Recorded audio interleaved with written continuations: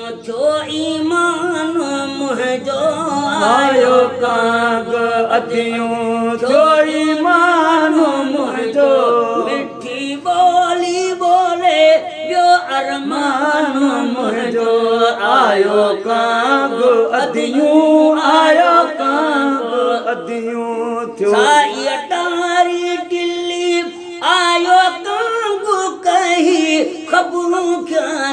तेन्यू सारे सब सही साई टारी टीली आयो काग कही खबरों क्या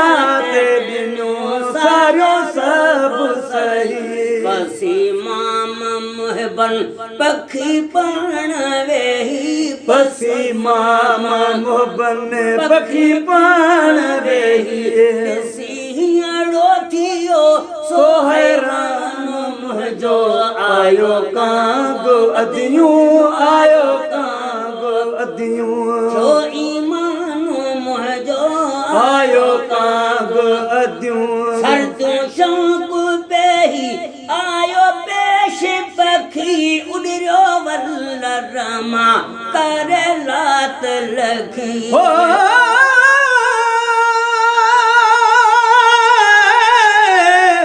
कागन तेज करीब के जिया अर्ज चवाए त सूरत जा सुपरी ने सजनवा हमल साता इलाका जे मुकाम बावा जे सजण चन सवा त सूर कीअं सदू कने सरदू शौक पेही आयो पेश पखी उड़ियो वल्ल रमा करे लात लखी सरदू शौक वडे आयो पेश पखी उदरियो वल्ल रमा करे लात लखी सुनो सांगे पेही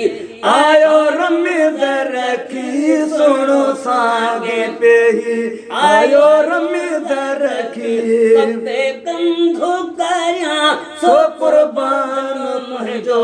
आयो काग अदियूं आयो काग अदियूं जो ईमान मुझो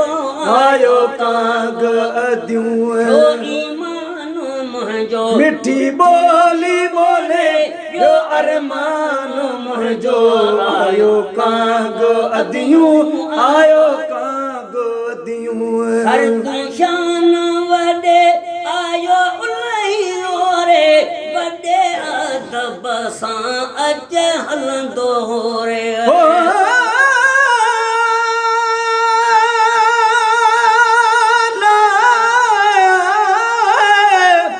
कागल तेज करीब के हे कलती कजाए त पेरे अचा पंध करे साजन तुझे साए तोड़े पैर पिथू थिए तभी अचे नहीं सा सुनी हाल हमल जो दोस्त पिरी दिल लाए लखे लोक बिया तुझे पादर मट न पाड़िया सरदू शान वडे आयो उलही ओरे वडे अदब सां अचे हलंदो रे सरदू शान वडे आयो उलही ओरे वडे अदब सां अचे हलंदो रे जी गाल करे सो कीअं तूं बचोरे गुजी गाल करे सो कीअं तूं बचोरे पखी पार संदो सो परवान मुझो आयो काग अदियूं आयो काग अदियूं छो ईमान मुझो आयो काग अदियूं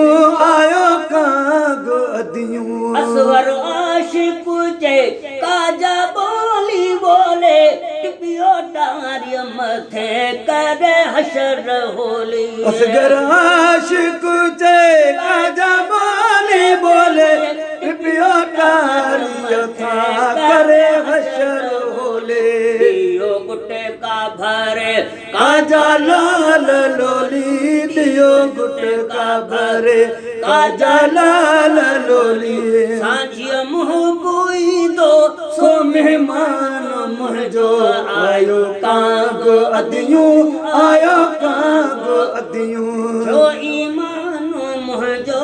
आयो काग अदियूं जो ईमान मुझो मिठी बोली बोले यो अरमान मुझो आयो काग अदियूं आयो